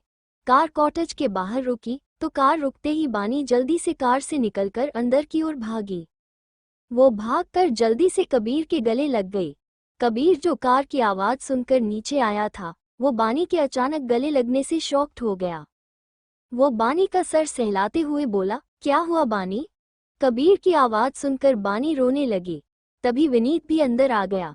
कबीर ने उसको देखा तो वो भी परेशान लग रहा था। कबीर ने बानी को थोड़ा शांत करके उसे सोफे पर बैठाया। तभी विनीत बानी के लिए पानी लेकर आया। बानी ने थोड़ा सा पानी पीकर खुद को शांत किया। फिर वो कबीर को देखकर बोली, वो वापस आ गया। बानी की ये बात सुनकर कबीर कंफ्यूज होकर बोला, कौन वापस आ गया? बानी भारी आवाज में बोली, रेयांश ओबरॉय। बानी की बात सुनकर कबीर और ज्यादा हैरान हो गया। उसने विनीत की ओर देखा तो विनीत बोला, हाँ, ये पार्टी उसी की वापसी में रखी गई थी। पिछले 2 सालों से रेयांश सारे गेम बैकफुट पर खेल रहा था और अब वो सामने आ गया है। फिर बानी को देखकर बोला, और वापस आते ही उसने बानी को हर्ट करना स्टार्ट कर दिया। विनीत की बात सुनकर कबीर बहुत हैरान था, पर वो खुद को कंट्रोल करके बानी के आंसू पोंछते हुए बोला, रिलैक्स बानी, तुम कमजोर नहीं पड़ सकती। बानी गुस्से में बोली, तो क्या करूं, वो मेरी लाइफ का सबसे बुरा चैप्टर है जो अब वापस आ गया है। वो मुझे नहीं छोड़ेगा कबीर, उसने मुझसे कहा था, अगर वो बच गया तो वो मुझे नहीं छोड़ेगा, वो फिर से मेरी बॉडी का यूज करेगा, और उसने कहा था कि। इतना बोलते ही बानी अचानक ही रुक गई। रेयांश को जिंदा देख बानी बहुत ज्यादा घबरा जाती है और वो बताने ही वाली थी कि रेयांश ने उससे क्या कहा कि तभी वो चुप हो जाती है। उसे चुप देख कबीर ने हैरानी से पूछा, क्या कहा था उसने? बानी अपनी नजरें फेरते हुए बोली, कुछ नहीं। उसकी बात सुनकर कबीर ने अपना सर हिला दिया। उसे पता था कि बानी नहीं बताएगी कि रेयांश ने क्या कहा था। कुछ सोचकर वो फिर बोला, बानी अब ऐसा नहीं होगा, अब तुम्हें उसके पास नहीं जाना है, तुमने वो मिशन पूरा कर दिया था, अब वो कुछ नहीं कर सकता। तभी विनीत बोला, तुम्हें लगता है वो कुछ नहीं कर सकता? विनीत की बात सुनकर कबीर ने उसको देखा, पर वो कुछ बोला नहीं, क्योंकि उसे भी पता था कि रेयांश ओबरॉय को धोखे से सख्त नफरत थी। फिर कबीर बानी से बोला, अब एक ही ऑप्शन है। बानी बोली, क्या? कबीर बानी की आंखों में देखकर बोला, तुम्हें सामना करना होगा बानी। अगर तुम रेयांश ओबरॉय के सामने टूट गई तो बर्बाद हो जाओगी। रेयांश बेदिल इंसान है, उसके अंदर दिल नहीं है, और अच्छाई तो बिल्कुल नहीं है। वो अपने फायदे और सैटिस्फैक्शन के लिए किसी भी हद तक जा सकता है, इसलिए तुम्हें अब उससे लड़ना होगा। बानी बोली, right, I have to fight back, मैं हार नहीं मान सकती। बानी मेहरा इतनी कमजोर नहीं है कि किसी के कम बैक से टूट जाए। मैं लड़ूंगी और उसे सबक भी सिखाऊंगी। फिर मन में बोली, और सबसे बड़ा काम, मुझे वो सच्चाई जाननी है जो उसने मुझसे 2 साल पहले कही थी। फिर बानी खड़ी होकर बोली, मैं घर जा रही हूँ। विनीत बोला, मैं तुम्हें ड्रॉप कर देता हूँ। बानी सर हिलाकर बाहर चली गई। तभी कबीर विनीत से बोला, ध्यान से। विनीत भी हाँ में सर हिलाकर बाहर चला गया। कबीर सोफे पर बैठकर खुद से बोला, रेयांश ओबरॉय डरपोक नहीं है जो किसी से छिपे, तो वो 2 साल तक क्यों गायब था? और अचानक वो अब वापस क्यों आया? जो दिख रहा है वो है नहीं।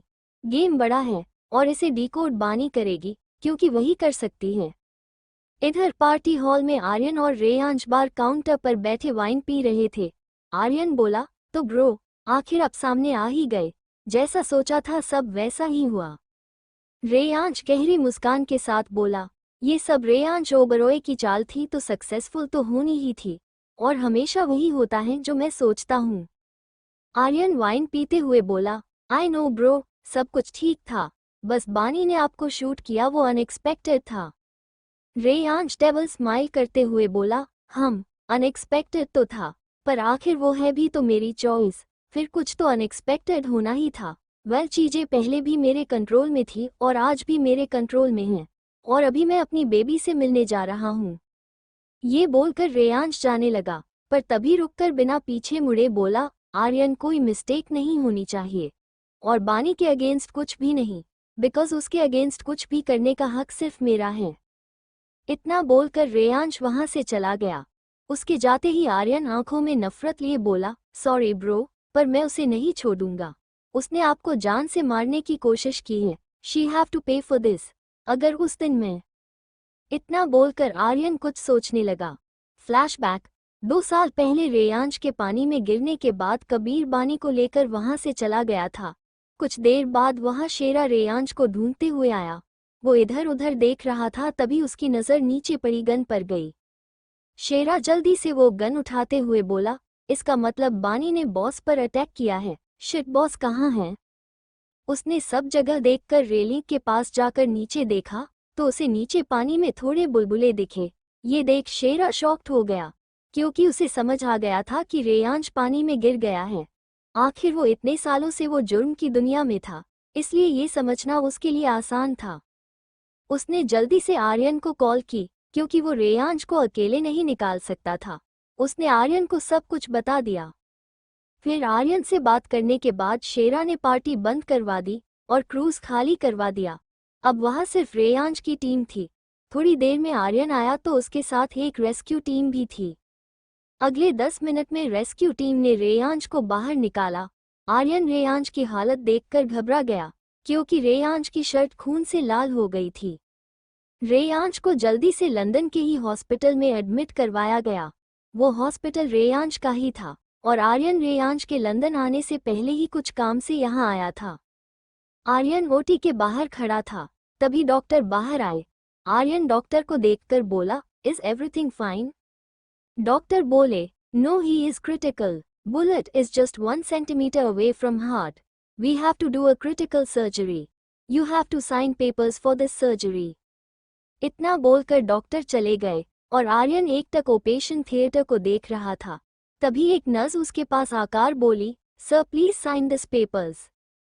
उसके बोलते ही आर्यन ने जल्दी से पेपर्स साइन कर दिए। फिर वो शेरा के पास जाकर गुस्से में बोला, कहाँ है वो बानी? शेरा बोला, पता नहीं आर्यन, उसका कुछ पता नहीं चल रहा। आर्यन मन में बोला, कहाँ जाओगी बानी, बहुत बड़ी गलती कर दी तुमने। फिर आर्यन वही बेंच पर बैठ गया। करीब 4 घंटे बाद ऑपरेशन थिएटर का गेट खुला तो आर्यन जल्दी से बोला, how is he? Doctor relax होकर बोले, don't worry mister Oberoi, he is out of danger now, we shift him to ICU, tomorrow you will meet him. Doctor की बात पर आर्यन ने सर हिला दिया। फिर डॉक्टर वहां से चले गए। अगले दिन रेयांश को होश आया और आर्यन उससे मिलने गया। तभी से रेयांश बैकफुट पर था और आर्यन उसके इशारे पर काम कर रहा था। Flashback end. आर्यन वाइन का ग्लास पटकते हुए बोला, तुम्हारी वजह से मैं अपने भाई को खो सकता था, सजा तो तुम्हें मिलेगी बानी। इधर रेयांश ने अपनी कार बानी के घर के आगे रोकी, फिर उसके घर को देखते हुए डेविल स्माइल के साथ बोला, मेरी मौत मेरी इजाजत के बिना मुझे छू भी नहीं सकती, और तुमने सोचा कि तुम मुझे मार दोगी। अपनी लाइफ की सबसे बड़ी गलती की तुमने, इट्स पे बैक टाइम बेबी। इतना बोलकर रेयांश कार से बाहर आया। क्या होगा अब बानी का? क्या बच पाएगी बानी रेयांश की कहर से? CH18 you are my obsession. इधर बानी इस वक्त फ्रेश होकर वॉशरूम से बाहर आई थी और उसने एक सिंपल सी टी शर्ट और शॉर्ट्स पहन रखी थी। वो ड्रेसिंग टेबल के सामने खड़े होकर लोशन की बोतल उठाने वाली थी कि तभी उसे अपनी कमर पर किसी की पकड़ महसूस हुई। उसने सर उठाकर सामने देखा तो मिरर में उसे अपने पीछे रेयांश देखा। वो रेयांश को इस वक्त अपने कमरे में देखकर शॉक्ड हो गई। फिर हकलाते हुए बोली, तुम यहाँ गए कैसे?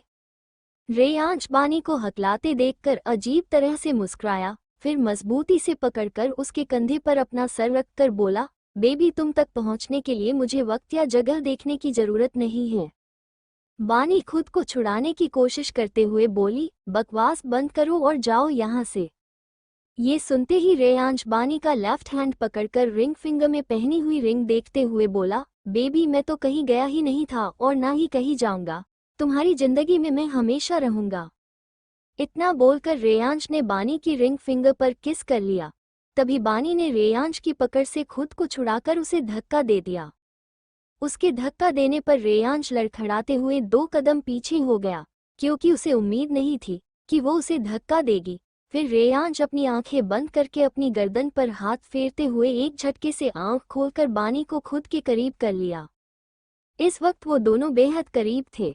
उन दोनों की नाक आपस में टच हो रही थी और दोनों इंटेंसिटी से एक दूसरे की आंखों में देख रहे थे। तभी बानी नफरत भरी आवाज में बोली, क्यों वापस आए हो तुम? चले गए थे ना तो अब क्यों आ? उसके इतना बोलते ही रेयांश बीच में ही भारी आवाज में बोला, बेबी मैंने कहा ना, मैं गया ही नहीं था, तुम पर हर पल मेरी नजर रहती थी। उसकी बात सुनकर बानी की आंखें हैरानी से बड़ी हो गई। फिर वो हकलाते हुए बोली, क्या मतलब है तुम्हारा ये घर? ये सुनकर रेयांश डेविल स्माइल के साथ बोला, सही सोच रही हो बेबी, ये पूरा घर मेरी नजर में है, हर तरफ कैमरा है। इतना बोलकर रेयांश हंसने लगा। फिर उसने बानी को छोड़ दिया। वहीं बानी को कुछ समझ नहीं आ रहा था। वो तो रेयांश की बातें सुनकर एकदम सुन्न पड़ गई थी। वो शांत खड़ी रेयांश को देख रही थी जो पागलों की तरह हंस रहा था। फिर वो एकदम से चिल्लाकर बोली, कैसे किया तुमने ये सब?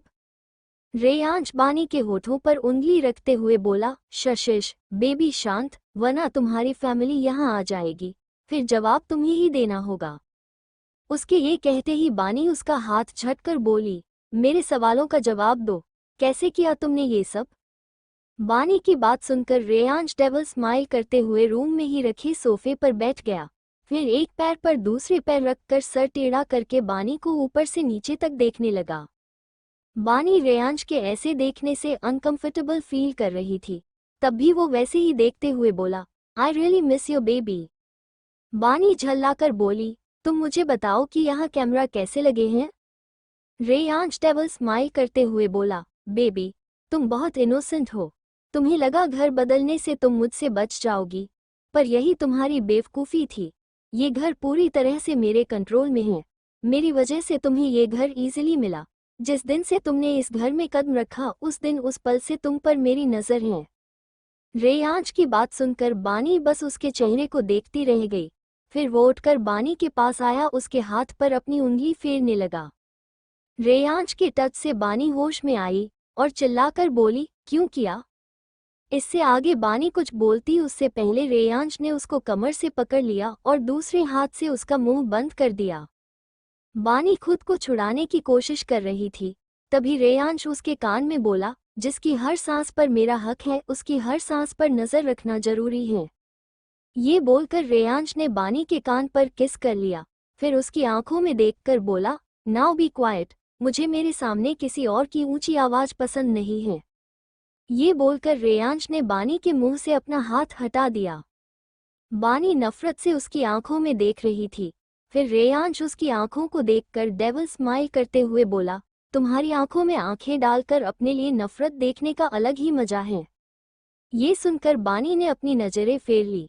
फिर रेयांश एक हाथ से बानी के दोनों गाल को पकड़कर उसका चेहरा अपनी तरफ करते हुए गुस्से में बोला, अगली बार मेरे सामने अपनी नजरें फेरने की कोशिश भी मत करना, क्योंकि अंजाम तुम सह नहीं पाओगी। इतना बोलने के बाद उसने बानी को गोद में उठाकर बेड पर लेटा दिया और खुद उसके ऊपर आ गया। तो बानी घबराते हुए बोली, क्या कर रहे हो तुम, उठो मेरे ऊपर से। रेयांश ने उसकी बातों को इग्नोर करके उसके दोनों हाथों को अपने हाथों से इंटरट्वाइन कर लिया। तो बानी घबराई नज़रों से उसको देखने लगी। फिर रेयांश उसके होठों के बिल्कुल पास जाकर सडक्टिव वॉइस में बोला, आई want a kiss and don't try to protest. मैं भी यहाँ हूँ, तुम भी यहाँ हो और तुम्हारी फैमिली भी। इतना बोलकर रेयांश ने बानी के होठों पर किस करने लगता है। वो बानी को डीपली और रूडली किस कर रहा था, पर बानी कुछ रिएक्ट नहीं कर रही थी, वो बस आंखें बंद किए लेटी थी। करीब 15 मिनट्स बाद बानी को सांस लेने में तकलीफ होने लगी तो रेयांश ने अपने होठ उसके होठों से अलग किए। बानी गहरी सांसें लेते हुए नफरत भारी नज़र से रेयांश को देख रही थी। फिर वो नम आंखों से बोली, क्यों कर रहे हो तुम ये सब? रेयांश उसकी आंखों में देखते हुए बोला, because you are my obsession. उसकी बात सुनकर बानी हैरानी से उसको देखने लगी। फिर रेयांश आगे बोला, जिस पल मैंने तुम्हारी ये ग्रे आंखें देखी थी, जिस पल मैंने तुम्हें छुआ था, उसी पल से तुम मेरा ऑब्सेशन बन गई थी। और एक बात, तुम मेरी दुनिया बर्बाद करना चाहती थी ना, बट बेबी बहुत जल्द तुम खुद उस दुनिया का हिस्सा बनोगी। इतना बोलकर रेयांश के फेस पर डेविल स्माइल आ गई। बानी कुछ बोलती उससे पहले ही उसे अपनी गर्दन में एक चुभन महसूस हुई। उसने हैरानी से रेयांश को देखा। असल में रेयांश ने बानी को एक इंजेक्शन लगाया था। बानी भारी आंखों से देखते हुए बोली, ये क्या किया तुमने? इसी के साथ बानी की आंखें बंद हो गईं। रेयांश बानी के होठों पर उंगली फेरते हुए बोला, सो जाओ बेबी, क्योंकि कल से तुम्हारी लाइफ बदलने वाली है। फिर थोड़ा रुककर आगे बोला, हमेशा के लिए। क्यों दिया रेयांश ने बानी को बेहोशी का इंजेक्शन? क्या बानी की जिंदगी में फिर से कोई नया मोड़ आने वाला है? CH-19 फिर ब्लैकमेल। जब बानी की आंख खुली तब वो एक रूम में थी, जो ना ज्यादा बड़ा था और ना ही ज्यादा छोटा। बानी उठकर विंडो के पास गई और विंडो खोलकर देखते हुए बोली, सुबह हो गई है, पर मैं हूँ कहाँ? फिर वो रूम में चारों तरफ देखने लगी, पर उसे कुछ खास नहीं मिला। बानी गेट की तरफ गई और जैसे ही वो गेट खोलने वाली थी, तभी उससे पहले ही रेयांश गेट खोलकर अंदर आया। वो गहरी मुस्कान के साथ बोला, वर्स्ट मॉर्निंग बेबी। ये सुनते ही बानी कुछ पल के लिए रेयांश को देखती रह गई। फिर बानी के पास आकर उसके गाल पर किस करके बोला, क्या हुआ बेबी, ऐसे देख रही हो जैसे मुझसे प्यार हो गया है। बानी उससे दूर होते हुए बोली, प्यार और तुमसे, इन योर ड्रीम्स। रेयांश तिरछी मुस्कान के साथ बोला, और ड्रीम्स मैं देखता नहीं, क्योंकि मैं जो चाहता हूँ वो एक चुटकी में पा लेता हूँ। बानी चिढ़कर बोली, कर ली अपनी तारीफ, अब मुझे ये बताओ कि मैं कहाँ हूँ। रेयांश बानी को पलटकर उसकी पीठ अपने सीने से लगाकर बोला, तुम मेरे अपार्टमेंट में हो, और बहुत जल्द हम मेरे घर जाएंगे। फिर वो रुककर बानी के कान में बोला, हमारी शादी के लिए। शादी सुनते ही बानी की आंखें हैरानी से बड़ी हो गई, और वो रेयांश की पकड़ से छूटने की कोशिश करने लगी। रेयांश उसकी कोशिश देखकर डेविल की तरह स्माइल कर रहा था। फिर वो बानी के कान में बोला, बेबी तुम स्ट्रॉन्ग हो पर इतनी नहीं कि रेयांश ओबरॉय के सामने टिक सको। फिर बानी रेयांश से खुद को छुड़ाकर उसकी तरफ घूम गई, और उसकी आंखों में देखते हुए बोली, ये तो वक्त बताएगा कि मैं तुम्हारे सामने टिक पाऊंगी या नहीं। रेयांश बानी के चेहरे की ओर झुककर बोला, इंतजार रहेगा उस वक्त का। दोनों ही एक दूसरे की आंखों में शिद्दत से देख रहे थे। फिर बानी अपनी नजरें फेरते हुए बोली, मैं तुमसे शादी नहीं करूंगी। रेयांश हल्का सा हंसकर बोला, बेबी मैंने तुमसे पूछा नहीं, तुम्हें बताया है। हमारी शादी होगी, वो भी पूरे रीति रिवाजों के साथ। बानी गुस्से में बोली, तुम ऐसा नहीं कर सकते, ये जबरदस्ती है। रेयांश सर्द लहजे में बोला, जबरदस्ती तुम 2 साल पहले देख चुकी हो बानी। उस वक्त तुम 19 साल की थी, और अब तुम 21 की हो, इसलिए अब तुम शादी के लिए एलिजिबल हो। बानी हैरानी से बोली, क्या मतलब, तुम क्या मेरे एलिजिबल होने का वेट कर रहे थे। रेयांश डेविल स्माइल करते हुए बोला, दिमाग तुम्हारा, सोच तुम्हारी, जो सोचना है सोचो। रेयांश की इस बात पर बानी कंफ्यूज होकर उसे देखने लगी। वो हर सवाल का उलझा हुआ जवाब देता था, जिससे वो इरिटेट हो जाती थी। फिर बानी बोली, मेरी मम्मा और सोमांश कहाँ हैं, कहीं तुमने। रेयांश बीच में ही बोला, रिलैक्स बेबी, माना मैं बुरा हूँ, पर इतना बुरा नहीं कि अपने इन लॉज को मार दूँ। वो जिंदा और सेफ है, तब तक जब तक मेरा फायदा है। बानी दांत पीसते हुए बोली, खबरदार जो मेरी फैमिली को हार्म करने के बारे में सोचा भी। रेयांश डेविल की तरह स्माइल करते हुए बोला, वो सेफ रहेंगे बानी, पर उसके लिए तुम्हें मुझसे शादी करनी होगी। रेयांश की बात सुनकर बानी हैरानी और गुस्से से उसको देखने लगी। फिर बानी उसका कॉलर पकड़कर बोली, शर्म नहीं आती तुम्हें, हर बार मुझे ब्लैकमेल करते हो तुम, पिछली बार भी और अब फिर से। ये बोलते हुए उसकी आंख में आंसू आ गए थे। तभी रेयांश आंखें बंद करके एक हाथ अपनी गर्दन पर फेरते हुए भारी आवाज में बोला, रिमूव योर हैंड्स। रेयांश की ऐसी आवाज सुनकर बानी उसको देखने लगी, जिसकी आंखें लाल हो रही थीं। फिर रेयांश चिल्लाते हुए बोला, I said remove your hands. बानी ने जल्दी से रेयांश की कॉलर छोड़ दी। वो डरी हुई सी रेयांश को देख रही थी। रेयांश बानी का चेहरा देखकर अपनी आंखें बंद करके कुछ गहरी सांसें ले रहा था। फिर वो आंखें खोलकर बानी को कमर से पकड़ते हुए खुद के करीब करके बोला, अगली बार तुम्हारे हाथ मेरे कॉलर तक पहुंचने से पहले ही रुक जाने चाहिए, गॉट इट। रेयांश की गुस्से से भारी आवाज सुनकर बानी ने हाँ में सर हिला दिया। रेयांश बाहर जाते हुए बोला, वार्डरोब में कपड़े हैं, जल्दी से रेडी हो जाओ, हमें निकलना है। इतना बोलकर वो गेट बंद करके चला गया, और उसके जाने के बाद बानी वहीं घुटनों के बल बैठ गई। उसकी आंखों में आंसू आ गए थे। वो रोते हुए बोली, आज फिर से ये इंसान मुझे मजबूर कर रहा है। पता नहीं मम्मा और सोमांश कहाँ होंगे। आई होप वो दोनों ठीक हों। मेरा फोन। इतना बोलकर बानी उठी और अपना फोन ढूंढने लगी, पर उसे अपना फोन कहीं नहीं मिल रहा था। फिर बानी सर पर हाथ रखकर बोली, शिट, इसने मेरा फोन कहाँ रखा है, जरूर उसी के पास होगा। अभी मेरे पास रेडी होने के अलावा और कोई ऑप्शन नहीं है। फिर उसने वार्डरोब खोला तो उसमें कई सारी ड्रेसेस थी। उसने साइज चेक किया तो सारे कपड़े उसी के साइज के थे। ये देखकर वो बोली, इसे मेरा साइज बहुत अच्छे से पता है। इतना बोलकर उसने एक ड्रेस ली और वॉशरूम चली गई। थोड़ी देर बाद वो वॉशरूम से बाहर आकर ड्रेसिंग टेबल के सामने खड़ी हो गई। उसने हॉट रेड कलर की मैक्सी ड्रेस पहनी थी, जिसमें स्ट्रैप्स थी। बानी ने अपने बाल सुखाकर ड्राई टेबल पर रख दिया। तभी उसकी नज़र अपने हाथ की रिंग फिंगर पर गई। बानी उस रिंग को देखते हुए बोली, आई हेट यू रेयांश। इतना बोलकर उसने वो रिंग निकाल दी। तभी रूम का गेट खुला और रेयांश अंदर आया। बानी उसको देखकर मिरर के सामने से हट गई, फिर उसके सामने जाकर बोली, चलो। रेयांश ने उसको ऊपर से नीचे तक देखा, फिर उसके बगल से होते हुए ड्रेसिंग टेबल के सामने जाकर वो रिंग उठा ली। बानी बिना किसी भाव के उसी को देख रही थी। फिर रेयांश उस रिंग को किस करके अपनी पॉकेट में रखते हुए बोला, तुम हमेशा मेरा काम आसान कर देती हो बेबी। अब ये रिंग मैं तुम्हें ऑफिशियली हमारे एंगेजमेंट पर पहनाऊंगा।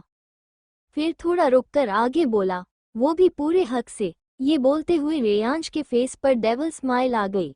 बानी ने नफरत भारी नजर से रेयांश को देखा पर वो कुछ बोली नहीं, तो रेयांश बानी का हाथ पकड़कर उसे अपने साथ ले जाने लगा। इधर कॉटेज में कबीर और विनीत सुबह से बानी का नंबर ट्राई कर रहे थे, पर बानी का फोन लग ही नहीं रहा था।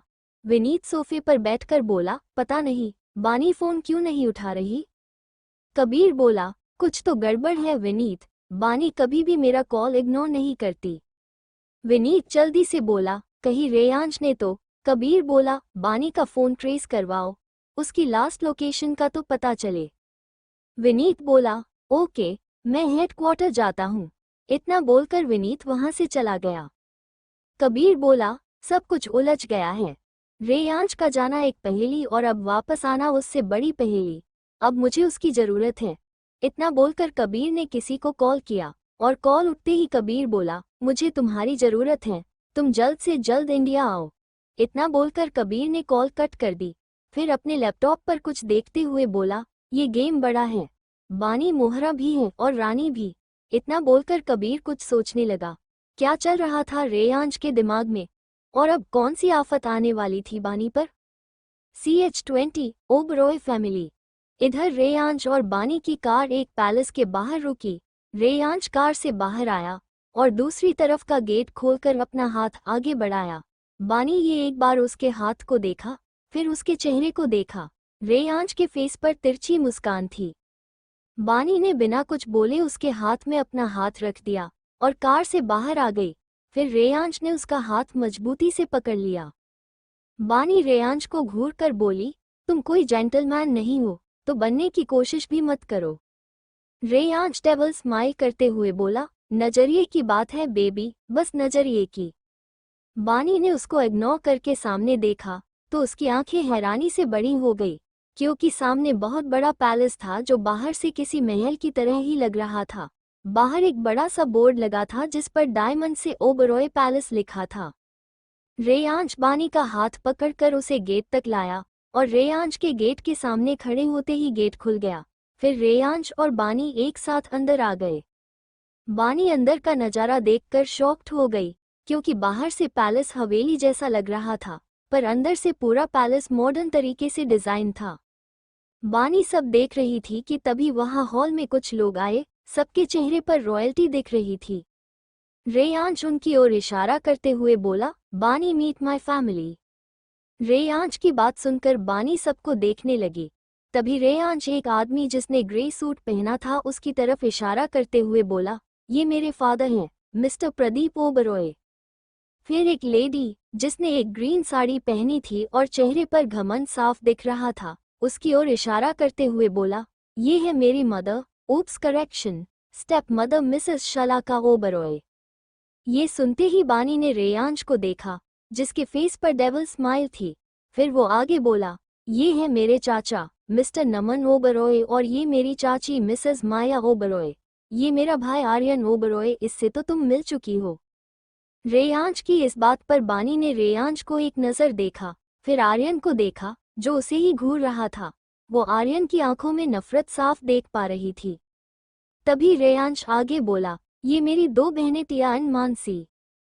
इतना बोलकर रेयांश ने बानी की तरफ देखा जो उसे ही देख रही थी।